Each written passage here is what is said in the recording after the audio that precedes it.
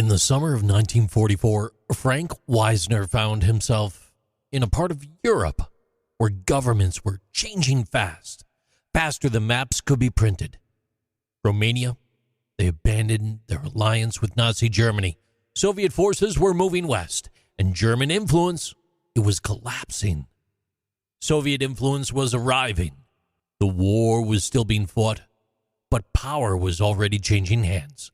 And Wisner, he watched it happen from close enough to see how quickly one reality could replace another. He would spend the rest of his life trying to respond to what he saw there. Frank Gardner Wisner. He was born in Laurel, Mississippi, June 23, 1909. He graduated from the University of Virginia, built a successful career as a Wall Street lawyer, and appeared headed toward a future that looked nothing like intelligence work. And then World War II intervened. Wisner joined the Office of Strategic Services, the OSS, America's wartime intelligence organization. During the war, he was assigned to southeastern Europe, where he helped coordinate the evacuation of more than 1,000 American airmen stranded in Romania after bombing missions against the oil fields. The rescue itself, it was remarkable, but it was the political landscape around it that left the deeper impression.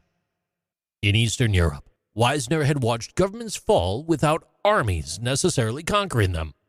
He watched influence operate behind official events and seen intelligence networks, propaganda, alliances, and political pressure shape outcomes before most people even realized contest was underway.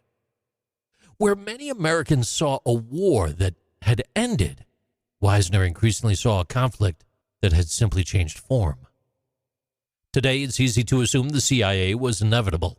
In the late 1940s, it was anything but.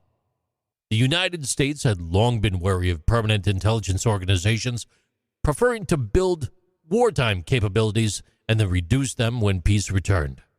But Wisner, he belonged to a generation that believed the post-war world was becoming something new, a place where influence could matter as much as armies, and where the next major struggle might be fought without a formal declaration of war.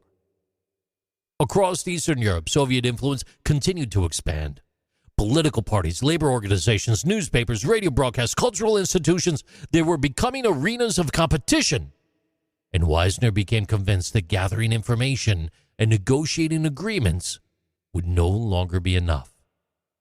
The world he thought he saw emerging would require institutions capable of competing for influence itself.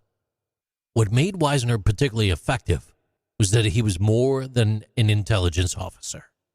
Friends and colleagues, they described a man who could persuade, recruit, connect people, and inspire commitment.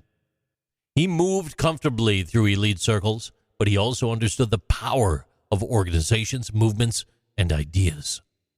Intelligence work, it attracted analysts, administrators, and specialists, but Wisner was something closer to a political operator. He understood that information mattered because people mattered, and people could be influenced. In 1948, he was chosen to lead the newly created Office of Policy Coordination. The name sounded harmless, but the mission was covert political warfare. Under Wisner, the office supported resistance movements, anti-communist organizations, publications, broadcasters, labor groups, and intelligence networks all over the world. The objective was not merely to understand events, but to affect them. Many intelligence officers focused on collecting information, but Wisner focused on shaping outcomes. And that mindset became associated with one of the most famous phrases connected to his career, the mighty Wurlitzer. The comparison came from the giant theater organs of the era. You press a key, and sound emerged from somewhere else in the building. To both admirers and critics, it became a useful metaphor for a network of publications, broadcasters, cultural organizations, and other voices that could advance American objectives without always revealing who stood behind them. And whether that represented innovative statecraft or something more troubling, that remains debated. But it reflected how Wisner understood the Cold War. He wasn't helping build an intelligence service whose purpose was simply to gather facts. He was helping build one designed to compete for influence. By 1951, Wisner became Deputy Director for Plans. A year later, he oversaw the consolidation that formed the CIA's modern clandestine service.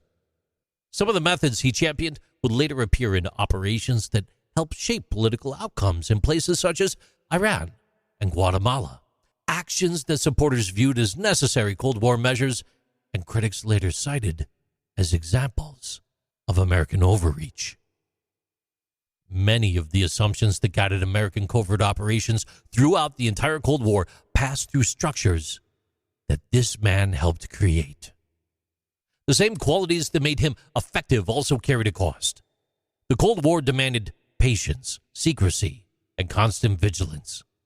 Success often remained classified, and failures often remained hidden. The pressure accumulated quietly and rarely disappeared. And by 1958, Wisner suffered a severe mental health collapse. Historians generally believe that he was battling bipolar disorder at a time when understanding and treatment remained limited. And though he eventually returned to government service in a reduced role, including a period as CIA station chief in London, many who knew him felt they were only seeing part of a man who once helped drive the agency's early growth. He retired in 1962. 3 years later, October 29, 1965, Frank Wisner took his own life. He was 56 years old. By then, the energetic lawyer who entered the OSS during World War II and the driven architect of the early Cold War covert action were both part of the past.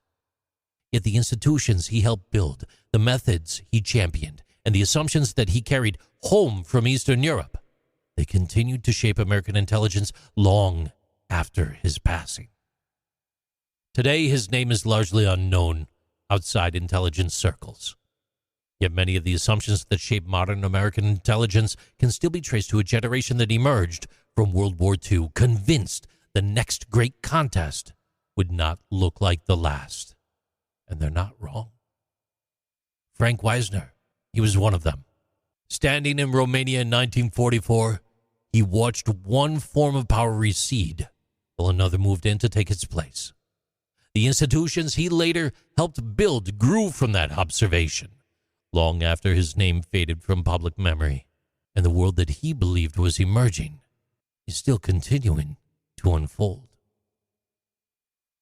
These are Interesting Things with JC.